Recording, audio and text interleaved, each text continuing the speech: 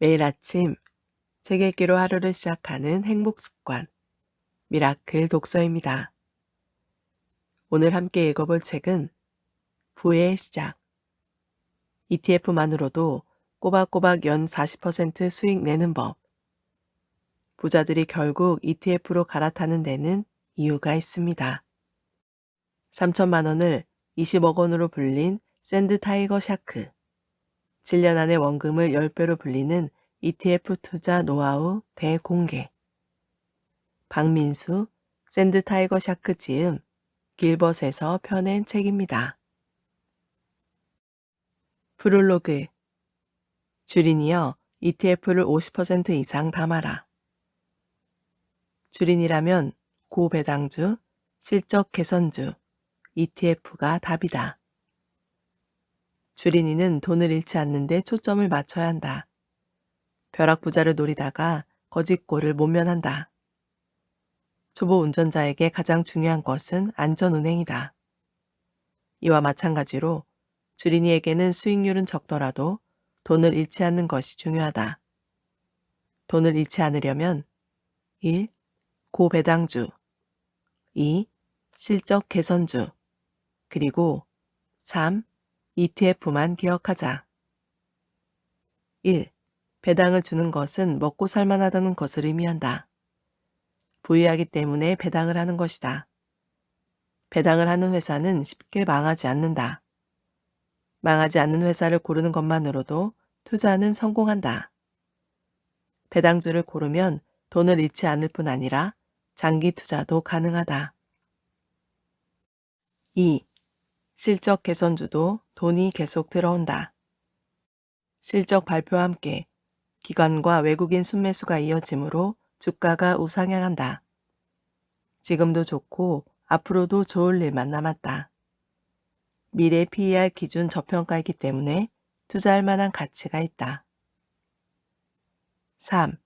ETF는 10종목 이상의 우량 기업만 모은 펀드이기 때문에 안전하다. 순 자산가치 50억 원만 넘으면 상장 폐지도 없다. 개별 기업보다 투자 위험도 적으니 매력 덩어리다. 배당주, 실적 개선주, ETF 셋 중 최고 상품을 고르라면 주저하지 않고 ETF를 골라야 한다. ETF는 주린이나 은퇴를 앞둔 노년층에게 최애 상품이다. 안전하기도 하고 수익률도 좋으니 이보다 좋을 순 없다. 이왕이면 고배당과 실적 개선이 되는 업종 ETF를 고르는 것이 좋다. ETF는 상장 폐지가 없기 때문에 혹시 손실이 나더라도 추가 매수 전략이 가능하다. 끝까지 물고 늘어지면 결국엔 이긴다. 돈을 잃지 않는 것에 집중하겠다면 ETF에 집중하자. ETF의 주식 보유 비중 50% 이상을 담으면 주식 투자에서 승리할 수 있다. 주린이는 ETF로 시작하자. 처음 주식을 접한다면 ETF부터 시작해야 한다. 개별 주식보다 변동성이 적고 위험성도 덜하기 때문이다. 초보 운전자가 운전 연습을 할 때 새 차가 아닌 중고차를 이용하는 것과 같은 이치다. ETF로 충분한 연습을 한 후 개별 주식으로 넘어가자. 상장 폐지 리스크도 적고 구성 종목 악재에도 구성 비중만큼만 타격을 받는다. 예를 들어 ETF 내 20% 보유 비중 종목이 하한가를 가더라도 내 ETF는 마이너스 6%만 반영된다. 타격을 입어도 개별 주식만큼은 아니므로 얼마나 안전한가. 변동성 큰 적자 바이오 기업 묻지마 투자로 아까운 돈 날리지 말자. 그럴 바엔 최대한 안전하게 시작하자. 주린이라면 적어도 1, 2년은 ETF에만 투자하자. 이렇게만 해도 1년에 30에서 40%의 수익을 낼 수 있다. ETF로 충분히 연습을 했다면 그 다음은 고배당주, 실적 개선주, 그리고 그동안 투자했던 ETF 구성 상위 10종목에 집중한다. 준비 없는 주식 투자는 벌어놓은 돈만 날리는 무모한 도전이라는 사실을 명심하자. ETF 기초지수는 계속 좋아질 것이다. 우리나라 ETF는 대부분 기초지수를 추종하는 패시브 투자다. 기초지수가 투자 수익률 결정의 핵심이다. 거래소 등과 같은 지수 산출 기관은 기초지수 관리를 위해 구성 종목을 정기적으로 교체한다. 나름 종목을 관리하는 셈이다. 매력도가 떨어지는 종목은 비중을 낮추거나 아예 빼버린다. 그 대신 좀 더 매력적인 종목을 편입시킨다. 지수 산출 기관에서 지속적인 관리를 하기 때문에 좋은 상태를 유지할 수 있다. 역사적으로도 미국 주식시장 주요 지수가 꾸준한 우상향을 보였던 점을 기억하자. 워렌 버핏이 자신이 죽은 후의 자산을 ETF에 대부분 투자하라는 유언을 남긴 이유도 안정성과 수익성을 지닌 ETF의 매력 때문이다. 개별 종목 고민 말고 ETF로 업종만 고민하자. 반도체 기업을 사고 싶다면 반도체가 포함되어 있는 IT나 반도체 ETF를 사자. 삼성전자나 하이닉스, 소재, 부품, 장비 쪽 개별 종목보다 상승률은 낮을 수 있지만 대세는 따라간다. 반도체 업종이 상승하면 ETF도 같은 방향으로 움직인다. 성장 산업은 망하는 경우도 많은데 망할 위험도 줄어든다. 성장 산업은 대규모 투자가 많기 때문에 유상증자도 많다. 유상증자에 따른 주가 이석 효과도 큰데 ETF이기 때문에 개별 기업 비중만큼만 악재다. 이 책의 투자 방점은 업종 ETF다.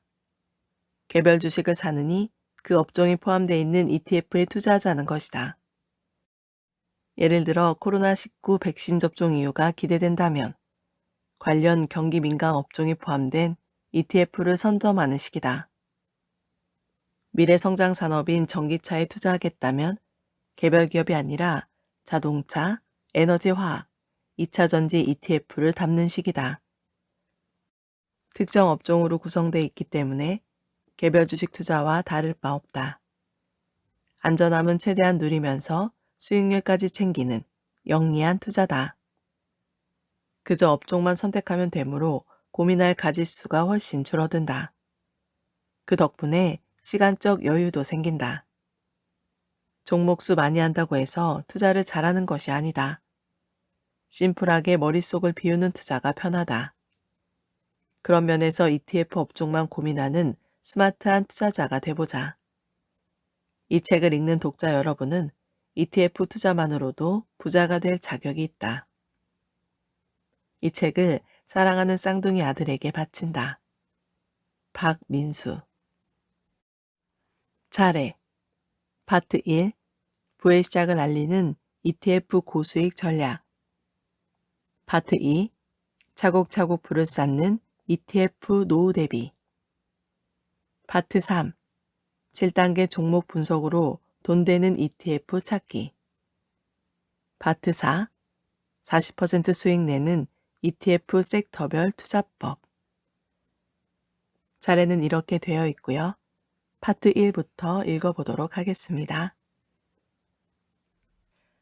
파트 1. 부의 시작을 알리는 ETF 고수익 전략. 1. ETF가 펀드, MMF, 주식보다 매력적인 이유. ETF가 펀드보다 매력적인 이유. ETF가 펀드보다 매력적인 이유는 다음과 같다. 첫째, ETF의 보수가 펀드보다 저렴하다. 펀드는 액티브형, ETF는 패시브형이 많다. 액티브는 능동적, 패시브는 수동적이라는 뜻이다. 액티브는 펀드 매니저의 운용 재량이 주어지는 반면 패시브는 전혀 운용 재량이 없고 기초 지수를 그대로 따라야 한다. 액티브형은 펀드 매니저의 발품이 들지만 패시브형은 기초 지수만 추종하면 된다. 운용에 힘이 덜 드니 수수료가 싸지는 것이다. 펀드 보수에는 운용 보수, 판매 보수, 스탁 보수, 일반 사무관리 보수 등이 있다. 둘째, ETF는 하루 여러 번의 매매가 가능하지만 펀드는 가입 후 일찍 현금화하려면 환매 수수료를 추가로 내야 한다. 셋째, ETF는 주식시장에서 거래되기 때문에 주식처럼 매매하고 이 영업일 이후에 현금화할 수 있지만 펀드는 이 영업일보다 오래 걸린다. 해외 펀드는 구 영업일까지 소요될 때도 있다. ETF가 MMF보다 매력적인 이유. 단기자금 운용 수수료도 ETF가 MMF, 머니마켓 펀드보다 저렴하다. MMF는 은행, 증권사 등에서 파는 단기 자금 상품이다.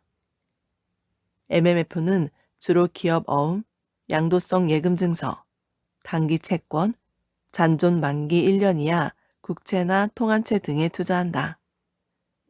수시 입출금이 가능하고 환매 수수료 없이 인출할 수도 있다. 하지만 단기채 ETF의 수수료가 훨씬 저렴하다. HTS나 MTS에서 실시간으로 거래할 수도 있고 기대 수익률도 조금 높은 편이다. 또한 단기자금 ETF는 주로 단기 국고채, 단기 통화채 등과 같이 안정적인 채권에 투자하기 때문에 MMF보다 안전하다. 이외에 펀드 매니저 자율로 일정 수익률을 더 추구하는 액티브 ETF도 있다. ETF가 주식보다 매력적인 이유. ETF가 주식보다 매력적인 이유는 다음과 같다. 첫째, ETF는 10개 종목 이상으로 구성되어 있는 펀드이기 때문에 분산 효과가 크다.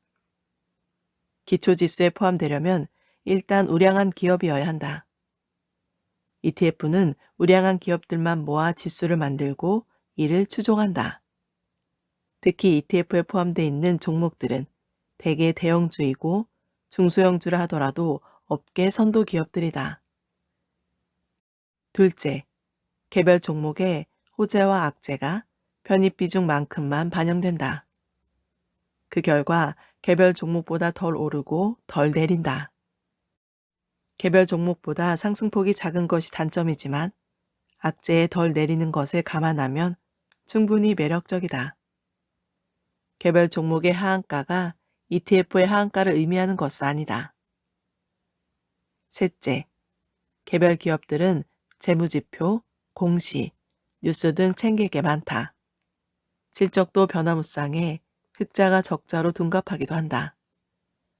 유상증자, 주식 관련 사채 발행 등 주식수의 증가로 주가 희석 효과가 커지기도 한다.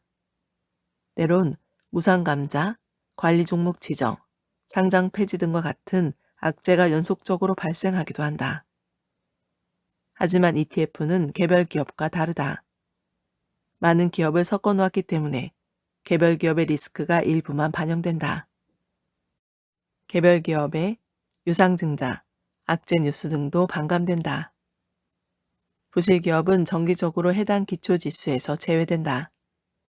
업종, 원자재 등과 같은 섹터만 선택하면 되는 것이다.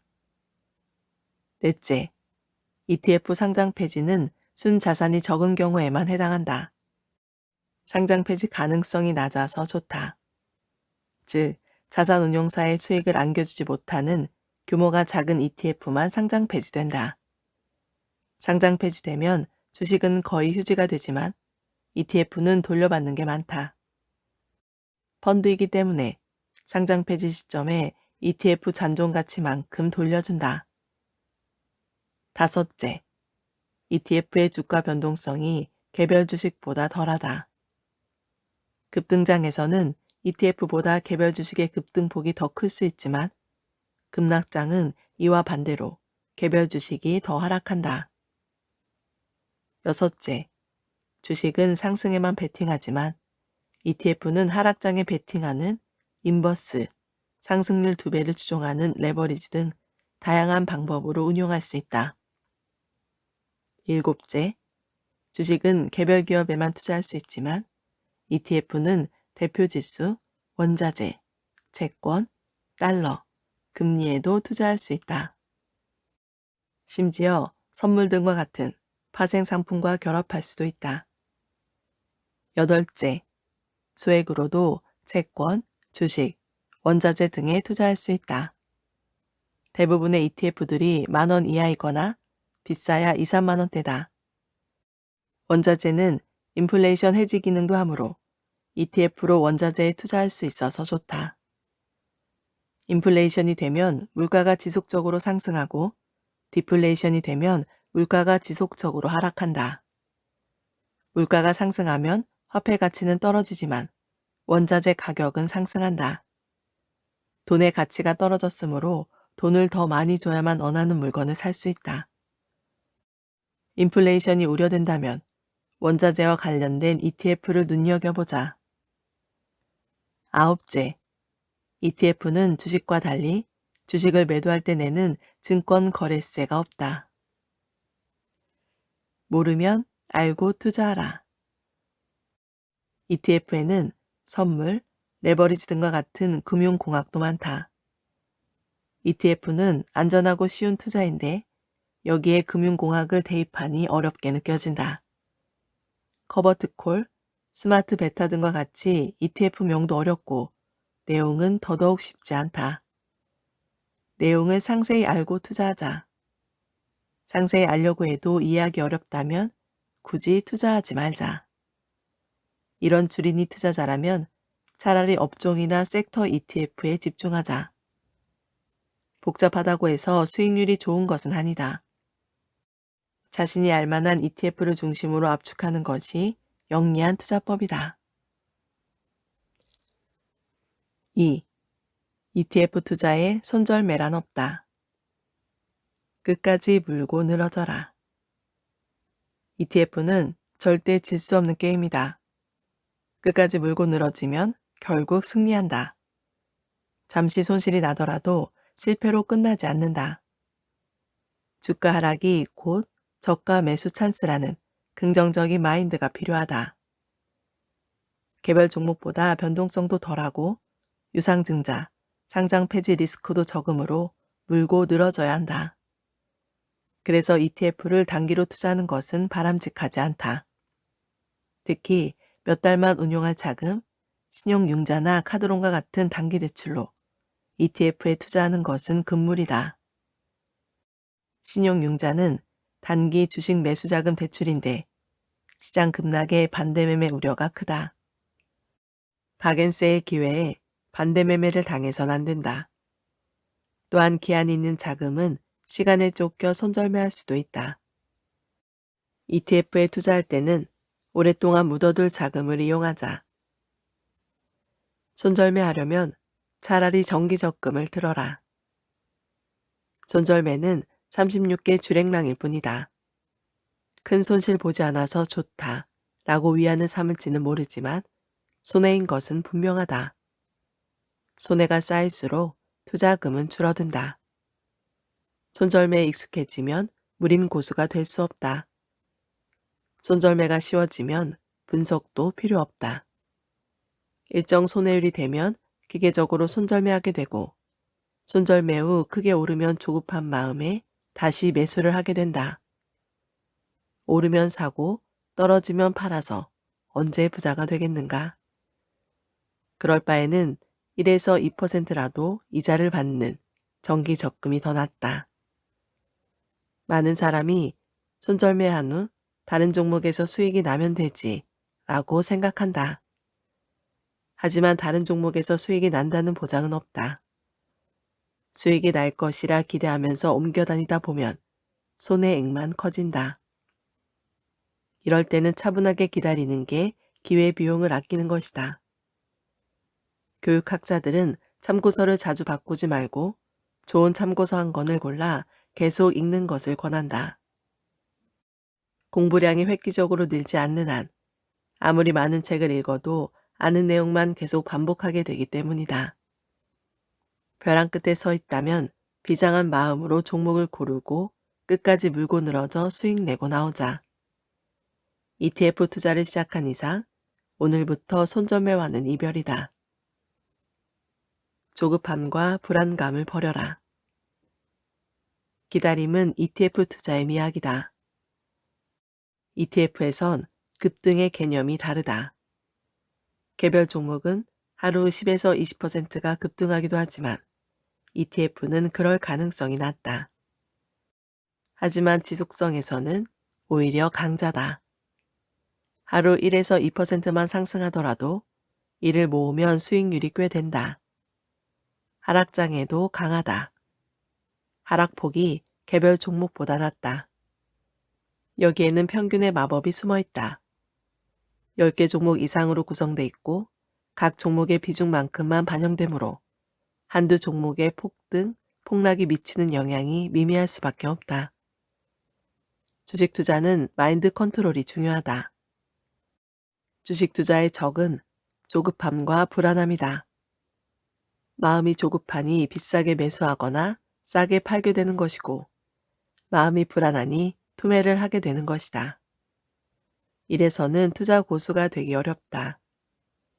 마음이 조급하거나 불안하면 이미 주식과의 전쟁에서 진 것이다. ETF 투자라면 조급하거나 불안해할 필요가 전혀 없다. 오히려 ETF 손실이 즐겁다. 혹시 손실이 생기더라도 추가 매수를 한 후 참고 기다리면 분명 수익이 돼 돌아온다. 그래도 불안하면 시세판을 꺼두자. 시세판을 자주 보는 습관은 좋지 않다. 화장실을 갈 때만 시세판을 보는 것도 좋은 습관이다. 그러면 시세판을 보는 횟수가 10회 이내로 줄어든다. 이것도 힘들다면 아예 예약 매매를 하거나 시세 알림 서비스를 신청해 두자. 수익률이 떨어졌을 때가 기회다. ETF 투자에는 저점 매수 전략이 중요하다. 1년간 수익률이 높을 때가 주가 정점 뒷북 투자일 수도 있다. 기간 손실률이 떨어졌을 때가 오히려 기회이고 역발상 저점 매수 구간일 수 있다. 시장은 회복될 가능성이 높다. 장기 투자라면 ETF 주가 급락이 과한 기간을 잘 활용해보자. 대표 지수 상승과 반대로 간 섹터를 찾거나 단기 약재로 나홀로 떨어진 ETF를 찾는 것도 좋다. 예를 들어 경기 방어주만 오르지 않았다면 다음에 상승할 차례는 경기 방어주다. 금 가격의 급등에도 구리 가격이 많이 내렸다면 구리가 좋은 선택지다. 원유 가격이 급락했더라도 2, 3년 정도 기다리겠다고 마음먹으면 투자 기회가 될 수 있다. 2020년 봄, 코로나19로 국제유가는 $30 선이 무너졌지만 1년도 지나지 않아 $70를 넘어섰다. 3. 이기는 싸움에만 뛰어드는 스마트한 투자자가 되자. 괴리율이 과한 ETF는 2번 생각하라. 괴리율이 과하다는 것은 ETF 가격에 버블이 끼어 있다는 의미이기도 하고 인기가 있다는 것을 의미하기도 하다. 단기간은 과한 인기 덕분에 묻지마 상승세가 이어질 수 있다. 하지만 인기는 영원할 수 없는 법이다. 인기가 사라지면 괴리율은 낮아진다. 가격이 하락하고 괴리율도 낮아지면 더욱 괴롭다. 굳이 괴리율이라는 프리미엄을 줄 이유가 없다. 괴리율이 과한 ETF는 괴리율만큼 손해볼 수 있다는 점을 명심하자. 52주 신고가 부근의 ETF는 2번 생각하라. 1년은 52주다. 52주 신고가는 1년 중 최고가를 의미한다. 일단 52주 최고가 대비 80% 수준을 넘으면 보수적인 관점에서 접근해야 한다. 매수 전에는 반드시 주가 버블 여부를 점검해야 한다. 성장 산업이나 실적 개선이면 상관없지만 박스권 장세 최고가에 근접하는 것은 부담스럽다. 반면 52주 최저가 부근은 매력적인 매수 기회다. 물론 실적 악화 등과 같은 개별 이슈를 찾아봐야 하겠지만 특별한 악재 없이 주가가 하락했다면 좋은 징조다. 약세장이기 때문에 주가가 내렸고 52주 최저가 부근이라면 공격적 매수 전략을 고민해보자. 상위 3개 종목 PER이 높으면 2번 생각하라. ETF는 10개 종목 이상으로 구성된 펀드이기 때문에 구성 종목에 버블이 있는지 판단해 보는 것이 중요하다.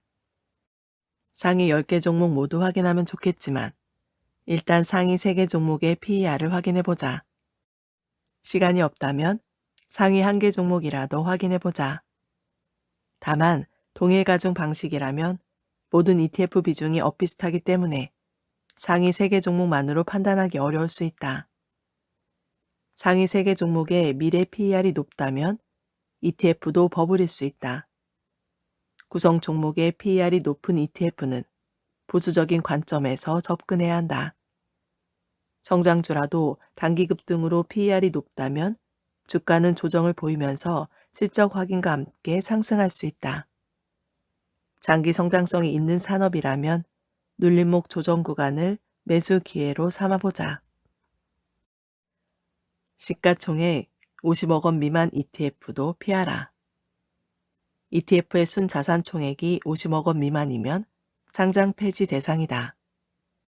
하지만 순자산 총액을 일일이 확인하기 어려우므로 시가총액으로 판단해보자.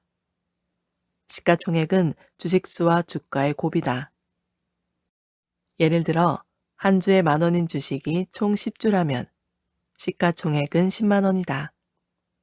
아파트로 따지면 매매가가 시가총액이다. 예를 들어 평당 1,000만 원 30평이면 매매가가 3억 원이다. 평당 1,000만 원이 주가, 30평이 주식수, 매매가 3억 원이 시가총액의 개념인 것이다. 시가총액이 50억 원 미만이면 보수적인 관점에서 접근해야 한다. 상장 폐지되면 손해만 커질 수 있다. 시가총액이 작으면 유동성이 부족해서 거래가 잘 안 될 수 있다. 물론 급락장에서 일시적으로 50억 원 미만으로 내려갈 수 있지만 그래도 안심할 수는 없다. 매력적인 ETF라면 투자금이 발행시장으로 몰렸을 것이다. 자산운용사의 입장에서도 큰돈이 되지 못하기 때문에 상장 폐지를 피하기 위한 노력에 적극적이지 않을 수 있다. 이럴 때는 아예 투자 대상 기준을 시가총액 100억 원 이상으로 높여 잡는 것이 좋다. 마음 편하게 덩치가 큰 ETF에 관심을 가져보자. ETF 시가총액이 크다는 것은 인기가 있다는 방증이다. 발행시장에 기관 투자자가 몰려들었기 때문에 규모가 커진 것이다. 기초지수와 수익률 등이 비슷하다면 시가총액이 큰 ETF 중심으로 접근하자. 펀드 보수가 싼 ETF를 골라라. 기초지수가 동일하면 펀드 보수가 싼 ETF가 좋다. 굳이 펀드 보수를 더 낼 이유가 없다. 일반적으로 기초지수가 동일하면 펀드 보수가 저렴한 ETF의 시가총액이 더 크다. 운용사 간의 경쟁이 치열할수록 펀드 보수가 내려간다. 이왕이면 펀드 보수가 저렴한 ETF를 선택하자. 4. 246 전법으로 손실 날 때마다 분할 매수하라. 추가 매수할 현금을 항상 보유해 두자. 주식 투자를 할 때 가장 범하기 쉬운 실수는 몰빵 투자다. 신이 아닌 이상 손실은 날 수 있다. 손실에 대비해 추가 매수할 자금을 보유해야 한다. 매수 전 추가 매수 계획도 반드시 거쳐야 할 과정이다. 그런 면에서 ETF는 분할 매수를 하기 위한 최적의 투자 상품이다. 주식 투자의 최대 리스크인 상장 폐지, 유상증자, 실적 악화 등의 영향을 계절 종목보다 덜 받는다. 여러 종목을 펀드에 편입하다 보니 편입 비중만큼만 악재가 반영된다. 개별 기업이 부실해지면 아예 편입 종목에서 정기적으로 제외되고 수익을 안겨줄 더 좋은 종목이 편입된다. 긴 안목에서 봤을 때 기초지수가 좋은 상태를 유지하게 되는 것이다. 3회 분할 매수를 마지노선으로 정하라. ETF 매수 전에 분할 매수 전략을 미리 수립하자. 일반적인 투자라면 최초 매수 가격 대비 마이너스 20% 손해 시마다 최대 3회를 분할 매수한다. 마이너스 20%, 마이너스 40%, 마이너스 60% 시점마다 추가 매수를 하기 때문에 246 전법이라고 한다. 이와 반대로 공격적인 투자라면 마이너스 10% 손해 시마다 분할 매수한다. 보수적인 투자나 버블 강세장에서는 마이너스 30%, 마이너스 50%, 마이너스 60% 손해 시마다 분할 매수하기도 한다.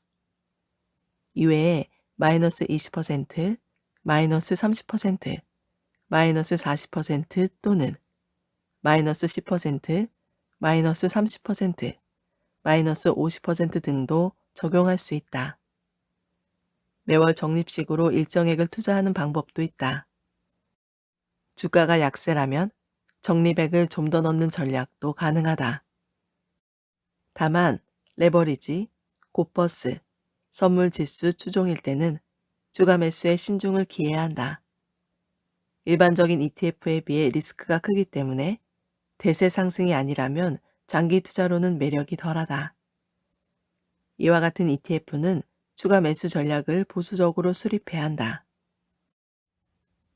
마이너스 50% 이상의 ETF라면 인생을 걸어라. ETF는 개별 종목에 비해 상장 폐지나 유상증자에 따른 타격이 적기 때문에 투자 금액을 손실 시마다 늘리는 것도 좋은 방법이다. 예를 들어 최초 100만 원 투자 후 마이너스 20%에 200만 원, 마이너스 40%에 400만 원, 마이너스 60%에 600만 원과 같이 늘린다. 금액이 늘어날수록 매수 단가가 많이 낮아지는 효과를 노리는 것이다. 마이너스 50% 이상 손해를 봤을 때가 공격적으로 투자할 기회다. 개별 주식에서는 어려운 묻고 더블로 가 투자인 셈이다. 상장 폐지 가능성이 높은 소형 ETF, 파생형인 레버리지, 곧버스 선물지수 추종 ETF가 아니라면 공포감을 느낄 필요가 없다. 매수 단가가 최대한 낮아졌으므로 참고 기다리면 수익을 안겨줄 것이다. 분할 매수 손실률 전까지는 현금을 보유하라. 분할 매수 전략에서 명심해야 할 사항은 다음과 같다. 첫째, 최초 매수하고 추가 매수는 손해 구간에서만 해야 한다. 둘째, 마이너스 10% 이상 손해 시점부터 추가 매수를 시작해야 한다. 셋째, 가능한 한 미리 정한 손해 시점 구간에서 추가 매수해야 한다. 앞에서 추가 매수 계획을 미리 세워두라고 했지만 실천하기는 어렵다. 따라서 원칙을 지키는 투자가 필요하다. 수익 구간에서 추가 매수하고 싶은 열망이 크겠지만 이는 매수 단가를 높임으로 신중하자. 특히 주가 지수가 높은 버블장일수록 손실 구간에서의 추가 매수 원칙을 준수해야 한다. 두세 번 분할 매도하라. 한 번에 매도하고 난 후 매도한 종목이 오르면 무척 아쉽다. 그래서 매도할 때는 반만 매도하는 것이 좋다. 반만 매도하고 반은 더 가져가 보자. 매도한 후에 더 오르면 나머지 반이 수익이 되므로 좋고 반대로 떨어지면 기존의 반을 잘 판 것이므로 좋다. 매도한 이후 주가가 많이 떨어지면 매도한 반만큼 추가 매수하면 된다. 단, 매도 가격 대비 최소 10% 이상 떨어졌을 때 추가 매수를 하는 것이 좋다. 아예 최초 매수 단가 이하로 떨어졌을 때만 매도 후 추가 매수할 수도 있다. 오늘 미라클 독서는 여기까지 읽도록 하겠습니다. 오늘도 감사합니다.